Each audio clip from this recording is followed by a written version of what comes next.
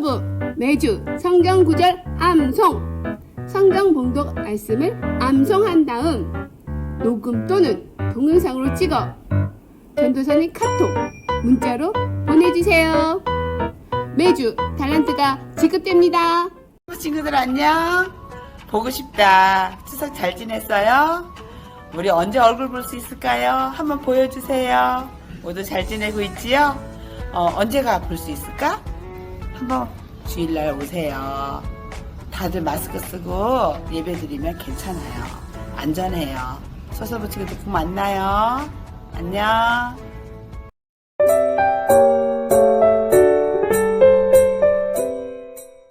사도신경으로 우리의 신앙을 고백하겠습니다. 시작.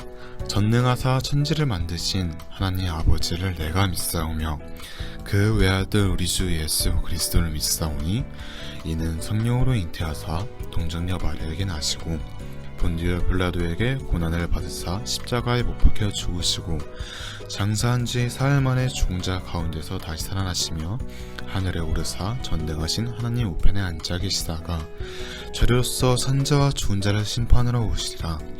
성령을 믿사오며 거룩한 공예와 성도가 저로 교통하는 것과 죄를 사해 주시는 것과 몸이 다시 사는 것과 영원히 사는 것을 믿사옵나이다. 아멘.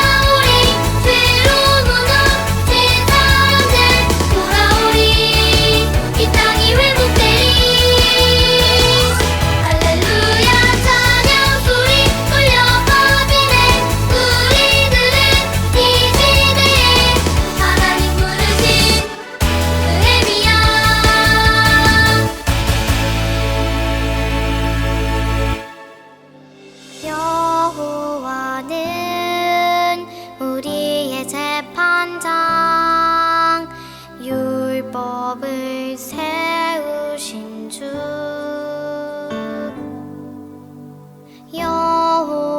여호와는 우리의 왕이라 그가 우리 구원하실 것이라 나의 맘과 뜻을 다하고 힘을 다하여 주님만 사랑하리 헛된 마음 모두 버리고 주만 경배하리 예수 나의 주 다스리소서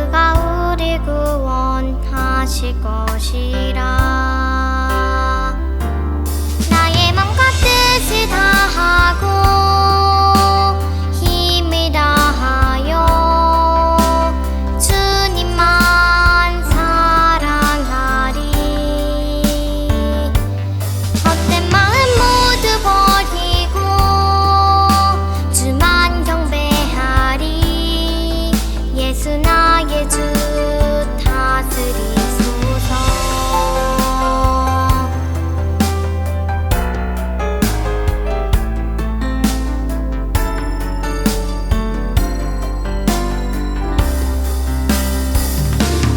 나의 맘과 뜻을 다하고 힘을 다하여 주님만 사랑하리.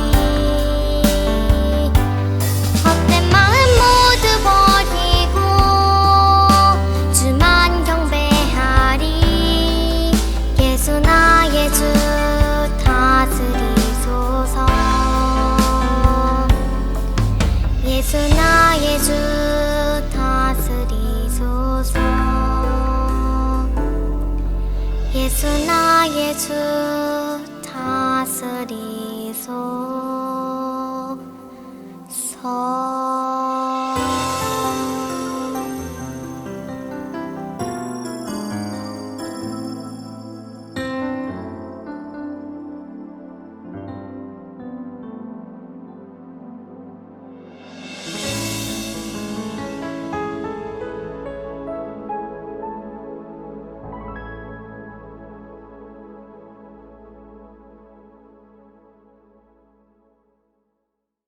2021년 10월 3일 오늘의 성경 말씀을 봉독하겠습니다. 여호와의 인자하심과 인생에게 행하신 기적으로 말미암아 그를 찬송할지로다. 시편 107편 8절 말씀. 아멘. 안녕 손사부 친구들, 지난 한 주도 잘 보냈나요? 벌써 10월입니다. 10월의 첫째 주 소서부 영상 예배 나온 우리 친구들 모두 환영하고 축복합니다. 이번 주 말씀은 느헤미야의 5번째 마지막 시간이에요. 제목은 감사하는 지도자입니다. 그동안 느헤미야에게 정말 많은 일들이 있었어요. 그쵸? 그럼에도 성벽은 완성되었습니다. 그럼 이제 느헤미야와 유대 백성들은 무엇을 할까요? 오늘 말씀에 그들이 무엇을 하는지 자세하게 이야기해주고 있어요. 이 친구들, 그럼 말씀을 빨리 시작해 보겠습니다. 정말 하나님께서는 유대인을 위하여 많은 것을 해주셨어요. 유대인들은 너무 감사해서 하나님의 행하신 일에 대해 하나님을 찬양했죠. 그러나 화를 낸 사람도 있었어요. 누군지 다 아시죠? 바로 적들이에요.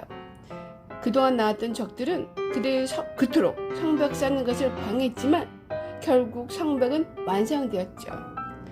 모든 적들은 아마 부끄러워하며 낙심했을 거예요.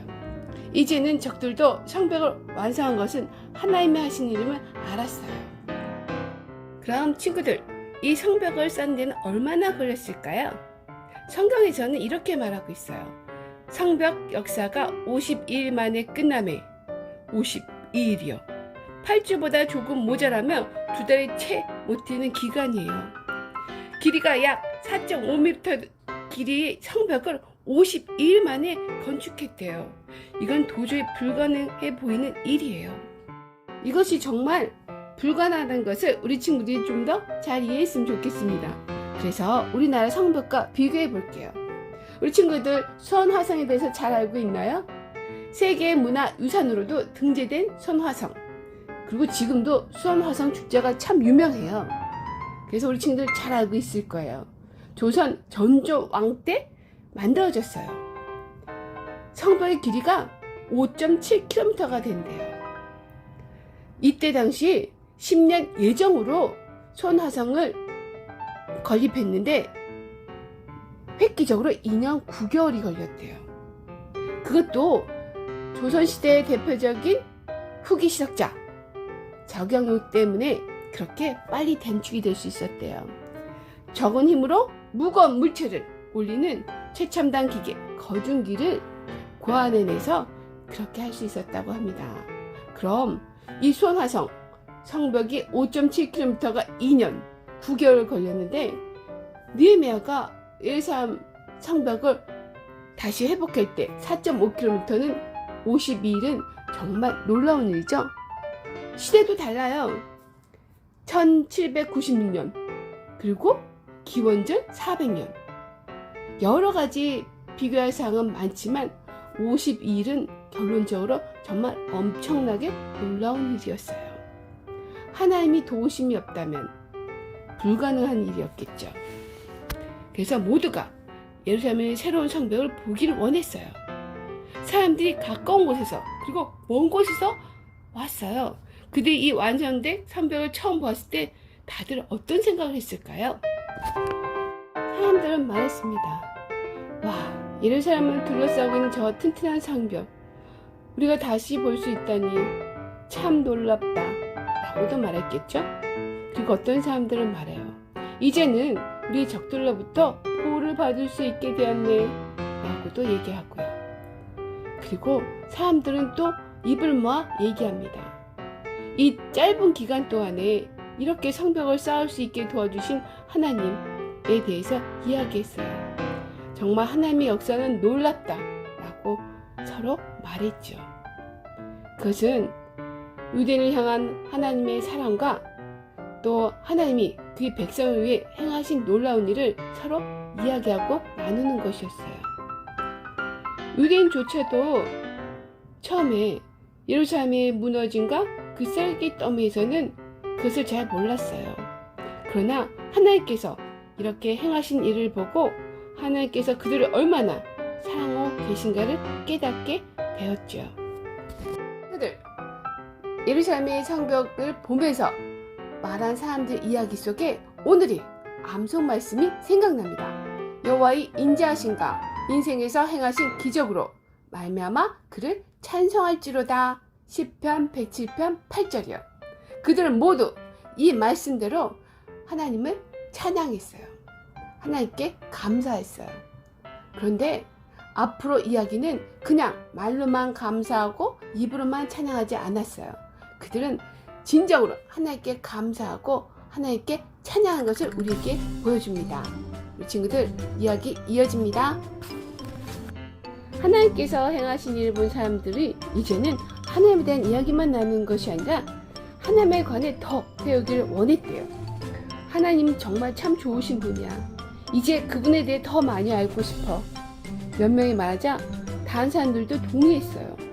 하나님을 더욱 알기를 원하는 갈망하는 사람들이 계속 많아졌어요. 그런데 누가 우리에게 하나님에 대해 가르칠 수 있을까? 궁금했어요. 그때 누군가가 대답했죠. 에스라입니다 라고요. 에스라는 하나님의 말씀을 잘 알고 있다고 우리가 그에게 부탁하고 가르쳐달라고 얘기합시다 라고 말합니다.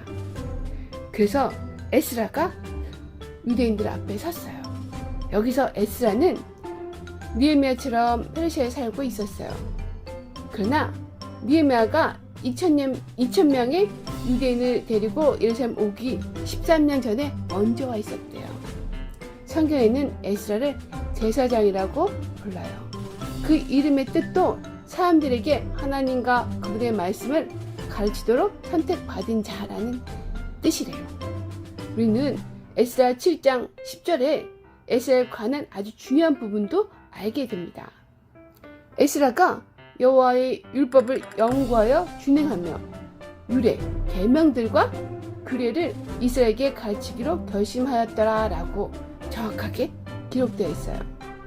에스라의 마음과 그 생애의 목적은 하나님의 말씀을 연구하고 그 말씀에 순종하며 또 사람들에게 하나님의 말씀을 가르친다는 뜻이에요. 이렇게 에스라가 처음 예루살렘에 도착하여 사람들에게 하나님의 말씀을 가르치기 시작했대요. 느헤미야 8장 1절 모든 백성이 일제히 수문 앞 광장에 모여 라고 기록되는 것처럼 많은 사람들이 하나님의 말씀을 듣기 위해 적어도 5만 명 이상들이 모였대요. 그때 에스라가 하나님의 말씀을 폈어요. 그러자 모든 사람들이 자리에서 일어났대요. 그리고 에스라가 위대하신 주 하나님을 찬양하자 모든 백성이 손을 들어 올리며 아멘 아멘 하고 응답했대요. 우리 친구들 전사님 이야기를 들으면서 상상해 봤으면 좋겠습니다. 지금 유대인 백성들이 어떻게 하고 있는지 머리로 상상하면서 들어보세요. 그리고 백성들은 머리를 숙이고 주님께 경배했대요. 에스라가 하나님의 말씀을 읽을 때 많은 무리의 남녀 어린이들이 모두 일어났어요. 성경에서는 알아들을 만한 자라고 표현했는데요. 그 뜻은 아주 작은 아이들과 어린이들도 그곳에 있었다는 이야기예요. 그리고 이 모든 자들은 하나님의 말씀을 듣기 위해 기꺼이 그곳에 서 있었대요. 얼마나요? 에스라가 하나님의 말씀을 아침부터 점심때까지 읽었을 때 모두 다 서 있었대요. 정말 상당히 긴 시간이지만 아무도 길다고 불평하지도 않았대요. 에스라가 읽을 때 모두 열심히 들었고 또 몇몇의 어른들은 무리 중에 다니면서 읽을 말씀을 깨닫도록 도와주기도 하였대요. 근데 갑자기 이상한 일이 생겼어요. 사람들이 울기 시작했어요. 무엇이 잘못되었나요? 왜 백성들이 울까요? 에스라가 낭독하는 하나님의 말씀을 들을 때 백성들은 자신의 죄가 기억났대요. 하나님께 불순종한 죄가 기억나고 그것을 고백하며 슬퍼하고 하나님께 회개했어요. 그리고 울고만 있는 백성들에게 말했어요. 울지 마세요. 슬퍼하지 마세요. 이날은 특별한 날이니 기뻐하세요. 라고요. 느헤미야는 백성들이 죄에 대해 잘못을 느끼는 참 좋은 것임을 설명해 주었어요. 그러나 백성들의 죄를 용서받은 것 또한 알게 하고 그리고 감사하고 기뻐해야 함을 알려준 거죠. 그리고 그때 백성들에게 하나님께 감사하고 기뻐하는 방법을 알려주었어요. 그들에게 곧 집에 가서 큰 상을 차리시고 모든 사람들에게 선물을 나누어 주세요 라고 말했어요. 이것은 다른 사람을 도와주는 것은 백성들이 하나님께 감사하고 있음을 보여주는 방법의 하나이기 때문이죠. 또 이 백성들과 같이 하나의 은혜를 누렸으면 좋겠습니다. 하나의 말씀을 듣고 대하는 태도, 그리고 그 말씀에 자신을 비춰볼 수 있는 것, 그리고 용서함 받는 것, 기뻐하고 감사하는 이 모든 것을 우리도 이렇게 행했으면 좋겠습니다. 이 은혜를 누리고 하나님의 기쁨이 되었으면 좋겠습니다. 그리고 말씀은 이어져요. 다음 날도 유대의 모든 백성들은 하나의 말씀을 듣기를 원했어요. 그래서 또다시 에스라 앞에 모였습니다. 이번에는 하나의 백성들이 따로 모여 7일 동안 절기 지키는 것을 배웠다고 기록되어 있어요. 그런데 예루살렘의 성벽은 완성되었지만 성 안에는 해야 할 일이 아주 많이 남아 있었어요. 성벽은 완성되었는데 예루살렘 성 안에는 집이 얼마 없었대요. 거의 모든 집이 허물어져 버린 상태여서 백성들은 성 안이 아닌 성 밖에 살았대요. 그래서 느헤미야는 이 예루살렘 성이 다시 강하고 풍요한 도시가 되려 한다면 제일 먼저 많은 집과 사람이 필요하다고 생각했어요. 우선 지도자들을 예루살렘으로 옮겨 살도록 했고 그 다음은 많은 백성들을 예루살렘으로 이주시켰어요. 이렇게 예루살렘에 많은 사람이 살게 되자 이때 성읍에는 통치자가 필요했습니다. 왜냐하면 느헤미야는 다시 수산성으로 돌아가야 하기 때문이죠. 그래서 느헤미야는 두 사람을 통치자로 세웠어요. 자신에게 예루살렘의 소식을 알려준 하나니와 그리고 하나님을 경외하는 충성된 하나냐를 세웠죠. 이 다음에도 느헤미야는 성문을 지킬 문지기도 세웠고요. 노래한 자와 교사들도 세웠답니다. 이렇게 느헤미야는 예루살렘이 발전하는 모습을 다 보았어요. 사람들이 이사오고 집도 건축하고 장사도 시작되었고 예루살렘 성 안에는 정말 기쁨이 넘쳤어요. 이제 예루살렘 성벽을 하나님께 헌납한 날이 결정되었습니다. 우리도 교회를 건축하면 이 땅 예배를 하고 그리고 이후에 교회 모든 것이 다 정비되고 다 정리되면 헌당 예배를 드려요. 오늘날의 헌당 예배처럼 느헤미야도 성벽이 재건되고 예루살렘 성에 많은 사람이 살면서 활기차지자 이제 진정으로 하나님께 성벽을 봉헌하고 기쁨과 감사를 표현했어요. 네, 마지막 장면입니다. 성경에는 정말 자세히 기록되어 있는데요. 전사님은 이 장면을 읽을 때마다 그 감동으로 가슴이 벅찼어요. 우리 친구들도 그 감동을 함께 느껴보았으면 좋겠습니다. 유대 각처에서 이 예배를 하려고 많이 모여들었대요. 그리고 백성들을 인도하도록 하나님부터 선택받은 자들, 레위인까지 다 데려왔어요. 그들은 각처에서 또 각종 악기들을 가져왔고 노래한 자들이 예루살렘 사방 동네에서 모여와 크게 찬송했어요. 백성들이 골짜기 문 가까이에 모두 모였어요. 느헤미야가 백성들을 두 그룹으로 나눴대요. 각 그룹마다 성벽 위에 올라가 성벽 위로 줄을 지어 돌게 했어요. 그 그룹 중 한 그룹은 에스라와 오른쪽으로 가게 하고 다른 한 그룹은 느헤미야와 함께 왼쪽으로 가도록 했죠. 그들은 걸어가면서 하나님께 감사 찬양을 드렸어요. 백성들은 찬양하며 각종 악기들을 연주했죠. 하나님께 성벽의 건축을 감사하는 아주 즐거운 날이었어요. 일부 사람들이 성벽에 남아있고 또 다른 사람들은 아래에 있었어요. 이때 모두 함께 만나 하나님 전에 들어갔어요. 그래서 그들은 계속 하나님께 그 선하심에 감사하며 찬송을 드렸어요. 오늘의 암송 말씀처럼 하나님께 그 감사와 찬송을 올려드렸습니다. 친구들, 느헤미야의 마지막이에요. 이것이 느헤미야의 마지막입니다. 하나님께서 얼마나 놀라운 일을 하셨는가를 우리 모두 보았습니다. 그리고 많은 사람들도 알게 되었어요. 하나님은 이렇게 예루살렘을 복을 주셨고 그 명예를 회복시켜 주었습니다.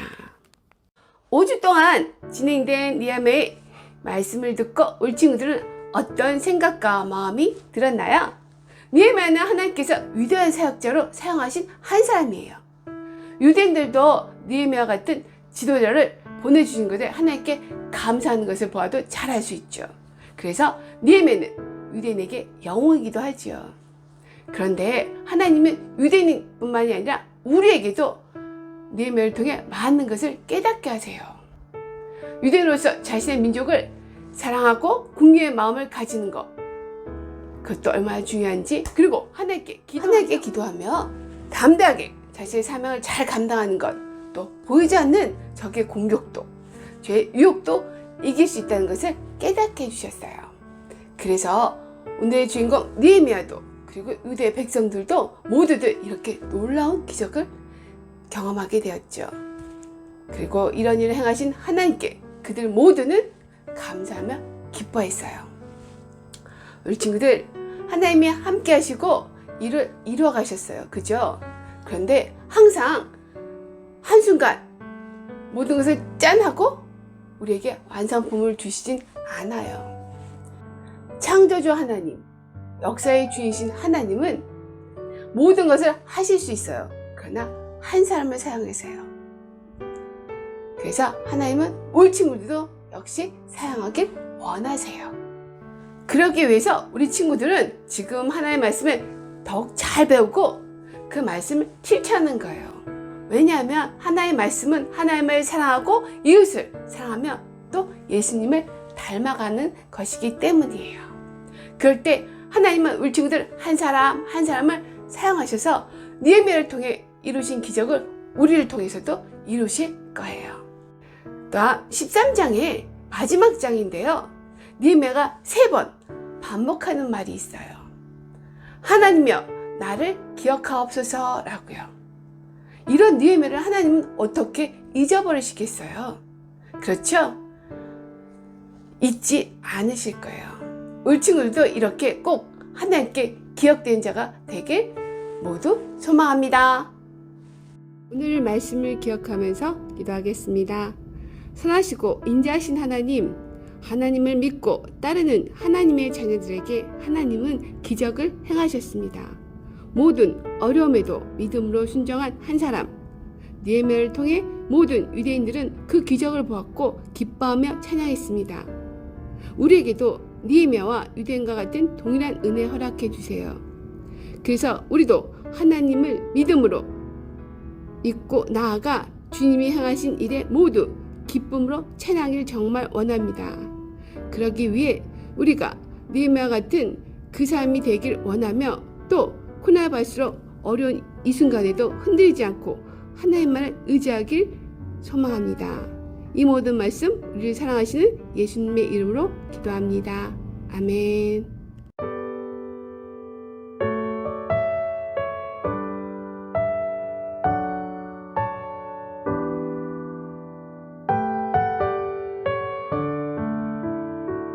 하나님 아버지 감사해요. 사랑의 예수님 사랑해요. 기쁨아이 기쁨의 손을 모아서 주님께 마음을 드려요. 하나님 아버지 감사해요. 사랑의 예수님 사랑해요. 기쁨아이 기쁨의 손을 모아서 주님께 마음을 드려요. 주님께 마음을 드려요.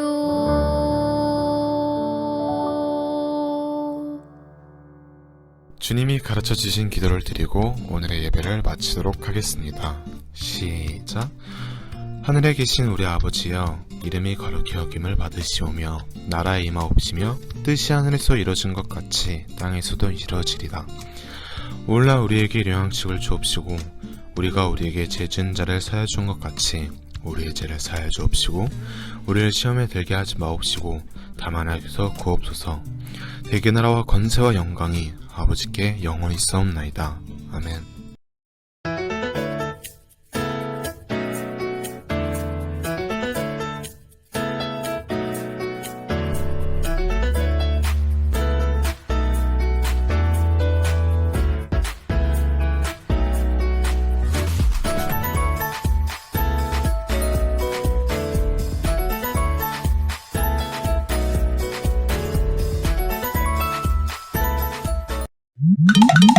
음.